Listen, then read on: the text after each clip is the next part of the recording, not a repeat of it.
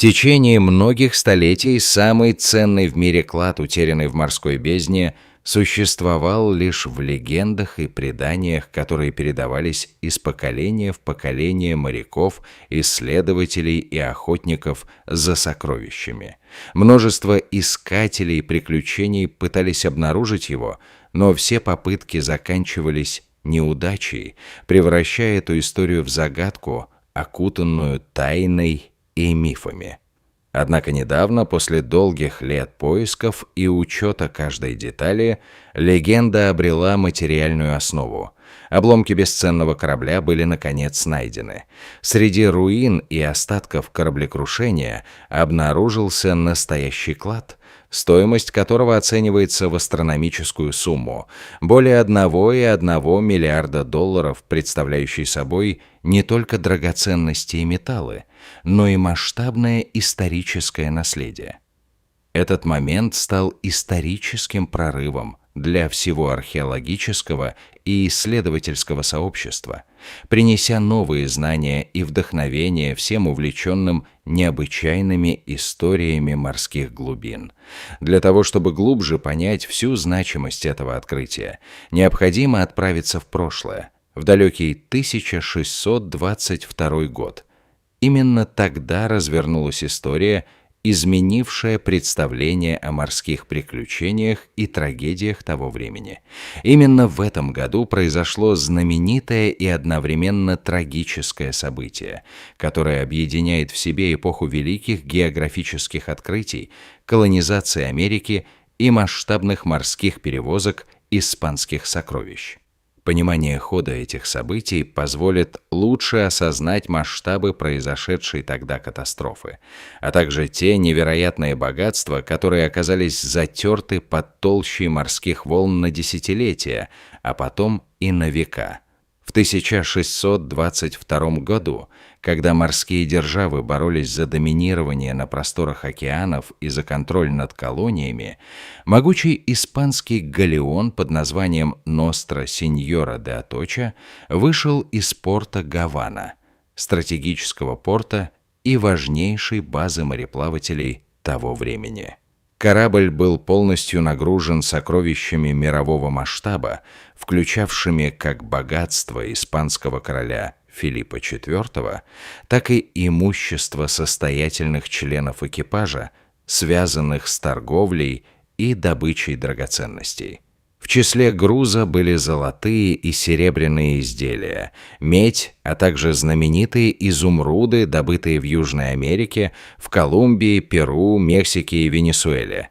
Вес перевозимого ценного груза был поразителен, составлял свыше 40 тонн, и для того, чтобы погрузить весь этот багаж, понадобилось 2 полноценных месяца. К тому же корабль был забит не только дарами природы, но и людьми. На борту находилось 265 человек, включая моряков, офицеров и сверхлюдей, ответственных за перевозку и охрану сокровищ. Изначально все шло по плану и прогнозам. Экипаж выполнял работу в точном соответствии с графиком. Но судьба приготовила свои испытания, когда корабль вошел в опасные воды Флоридских проливов, где начинаются сильные течения от дня и погодные угрозы. Экипаж столкнулся с наступлением холодной и бурной ночи, которую сопровождал свирепый шторм. Значительно ухудшились условия, и вскоре экипаж столкнулся с мощнейшим ураганом, разъяренные ветра и волны которого разрывали и разрушали любое, что попадалось на их пути. Газообразный порыв ветра разорвал надстройки и паруса, в то время как гигантские волны нанесли непоправимый урон рулю корабля. Вскоре Аточа начала стремительно тонуть, погружаясь в бездонную тьму морского дна. Это бедствие стало не только катастрофической финансовой потерей для короля Филиппа IV, но и трагедией для человеческих судеб. Основной ценой стал беспрецедентный человеческий урон среди экипажа. Из 265 членов экипажа в живых осталось лишь 5. Эти счастливчики смогли подняться на Бизань-мачту, крошечный участок корабля, который остался над водой, предоставляя последнее пристанище в ночи среди свирепого моря и безжалостных волн. Их спасение стало единственной тенью надежды в этой темной истории. И с того момента начались поисковые операции, призванные вернуть утраченные сокровища и найти выживших, если таковые еще можно было обнаружить.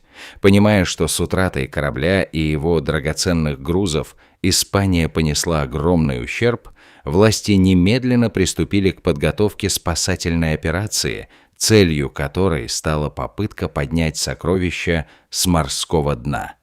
В этой масштабной акции было задействовано 5 специально оснащенных спасательных судов, которые путешествовали по тем же опасным водам с надеждой обнаружить и вернуть назад бесценные предметы. План казался простым на бумаге. Люки и трюмы были надежно закрыты, что означало сохранность клада внутри затонувшего корабля. Однако вскоре оказалось, что мысленные ожидания не соответствуют суровой реальности. Почва под ногами была скользкой и изменчивой. Принимались все меры, но проблемы начались практически сразу. Например, одно из судов фактически потерпело крушение буквально в начале экспедиции, сев на мель и не сумев продолжить путь, что поставило под угрозу всю операцию. В итоге поиски стали затягиваться на долгие 60 лет, окутываясь множеством препятствий и проблем – технических, природных и организационных. На сегодняшний день такие сроки не кажутся впечатляющими, но в начале 17 века технологии и безопасность погружений оставляли желать лучшего. Водолазы не обладали современными средствами. Их жизнь висела на волоске при каждом погружении. Поэтому поиски несколько раз заканчивались трагедиями или не приносили никакого результата. Во время интенсивных поисков корабля «Аточа» спасатели столкнулись с находками другого судна – «Санта-Маргарита», сестрыма «Аточи». Месяц спустя после крушения в тех же водах разразился новый ураган, который распылил многочисленные обломки по дну, превратив дно в сложнейшую головоломку, составленную из тысяч фрагментов. Разрозненные части кораблей разбросаны были в разных направлениях, что сделало работу спасателей практически невозможной. Определить точное расположение крупного приза было крайне сложно.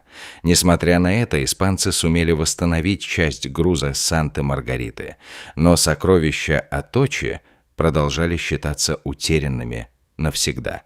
Тем не менее, эта легенда жила в умах и сердцах людей, вдохновляя новых поколений искателей приключений и исследователей.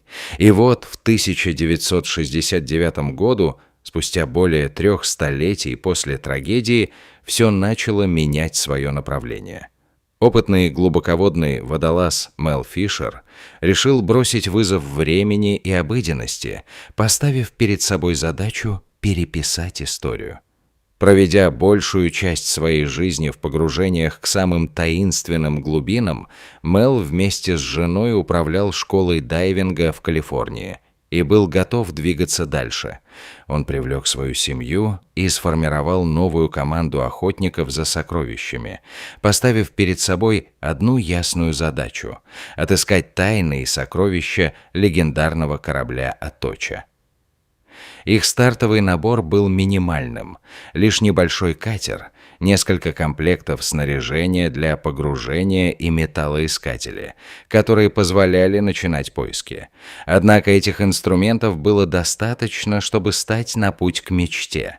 Команда сосредоточила внимание на архитектурно-географическом районе, прозванном острова Матакумба. Именно это имя упоминалось во многих документах XVII века, оставленных испанцами. В первый же год экспедиции они преодолели более 100 тысяч метров, тщательно проверяя каждый метр, но не нашли ничего, что обнадежило бы спутников. Казалось, эта мечта была недостижимой и обреченной превратиться в очередной туман истории. Однако у Мела был неожиданный союзник – историк и исследователь Юджин Лайон. чей вклад стал переломным моментом в поисках. Юджин погрузился в пыльные пирамиды испанских архивов, ища хоть малейший ключ или подсказку, которая могла бы изменить всю экспедицию. Именно там он нашел важнейший документ, описывающий попытки спасения клада в прошлом. На последней странице хранилась информация о том, что основные поиски велись примерно в 100 метрах от того места, где Мел вел первичные работы. Этот скромный клочок информации стал иголкой, способной пробить сток сена, и дал новый импульс миссии. Команду перенаправили, и вскоре они оказались в совершенно новой точке на карте. Однако условия оказались еще более трудными. Глубина значительно увеличилась, а вода была настолько мутной и темной, что практически не было видно даже собственных рук. Видимость стремилась к нулю, усложняя работу снаряженных водолазов. Но Мел уже имел опыт преодоления подобных препятствий и разработал простое, но гениальное решение. Он установил на катере 2 больших трубы, получивших название «почтовые ящики», которые опускались прямо перед движущимися винтами двигателя. Благодаря этой инновации обеспечивался приток чистой воды с поверхности, которая затем направлялась именно в ту область, где работали водолазы. Это устройство не только избавляло от мутности воды, но и обеспечивало прекрасную видимость, позволяя обнаруживать предметы, скрывающиеся под слоем песка и донных отложений на протяжении столетий. Тем не менее, несмотря на технический прогресс, поиски длились еще 16 долгих лет, наполненных сомнениями и надеждами. За этот период Мел Фишер и его команда нашли множество потерянных артефактов, каждый из которых приближал их к разгадке тайны. В 1971 году ими был обнаружен огромный якорь. Первый четкий знак того, что они близки к главному объекту поисков – Аточи. В ближайшие дни появлялись и другие предметы – чашки, мечи, древние гвозди – и металлические орудия, постепенно восстанавливая картину того затонувшего мира. Чтобы не потерять порядок, исследователи создали специальную круговую карту, на которой фиксировали точные координаты всех находок. Использовалась сложная система радиосвязи с передатчиками на суше и приемниками на лодке, которая могла определять местоположение с высочайшей точностью, всего с погрешностью в 1 фут. Со временем на карте появилась линия и закономерность, указывающая на вероятное расположение основного клада Аточи. Следуя по этому маршруту, команда шла 2 года, вплоть до тех пор, пока не нашла первые серебряные слитки. Событие, случившееся в 1973 году.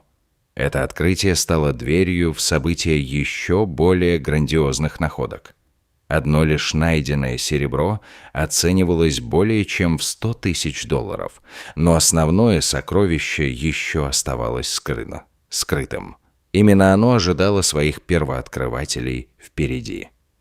20 июля 1985 года, после десятилетий напряженных поисков, были обнаружены ценности, которые сегодня оцениваются примерно в $1,1 миллиарда. Они находились в главном трюме корабля, самом сердце Аточи.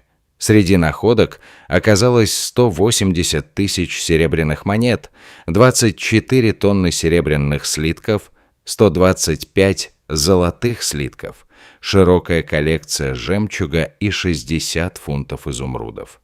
Некоторые из этих предметов были настолько уникальными, что их ценность не только в материальном смысле, но и в отношении исторического значения была поистине бесценной. В числе реликвий – крест Аточи, королевский глобус и кольцо Аточи.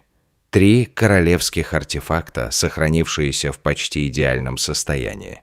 Самым ценным экспонатом был крест Аточи, украшенный 9 прекрасными зелеными изумрудами. инкрустированными в 22-каратное золото. Это было подлинное сокровище из прошлого, вновь засиявшее после столетий подводного забвения. С момента находки штат Флорида заявил о своих правах на часть сокровищ. Они потребовали 25% от общей стоимости. Началась затяжная и ожесточенная судебная тяжба, которая растянулась на 8 лет и дошла до самой Верховного суда Соединенных Штатов. Но в конце концов победу одержал сам добытчик сокровищ – Мел Фишер. Его заслуги и достижения были настолько впечатляющими, что он даже стал гостем известного шоу «Вечер с Джонни Карсоном», где продемонстрировал громадную золотую цепь, найденную в обломках корабля и носимую в качестве пояса. Эта цепь получила прозвище «Цепь денег», что было очень символичным и отражало масштаб находки. Огромный успех экспедиции привел к тому, что в 2014 году данное кораблекрушение было признано самым ценным в мире и занесено в знаменитую книгу рекордов Гиннесса. После первоначального ажиотажа Мел Фишер продал часть драгоценных камней, однако основная масса сокровищ некоторое время оставалась в семье. Позже оставшиеся предметы были выставлены на аукционы. Точные суммы сделок не разглашались, но однозначно известно, что стоимость этих драгоценностей только росла с течением времени. При этом дело касалось не только их яркого блеска и красоты. Большую роль играла легенда, которую сопровождала каждая находка. Сегодня эти драгоценности входят в состав коллекции Музеля, крупнейшей частной коллекции артефактов Аточи в мире. И нет, они не предназначены для продажи. Но есть хорошая новость. Увидеть их может каждый, кто посетит выставку, где они сияют и отдают дань богатой истории Колумбии и знаменитой шахте изумруда, откуда они были добыты. Организаторы коллекции уверены, что эти изумруды являются столь же знаковыми и важными, как рубины Мога или сапфиры Кашмира. И, честно говоря, они правы. Вот и подошел к концу сегодняшний рассказ. Если вы удовлетворили свое любопытство, поставьте лайк и поделитесь видео с друзьями. А если хотите узнать еще больше, просто нажмите на эти видео и оставайтесь с нами, чтобы получать еще увлекательные и познавательные истории.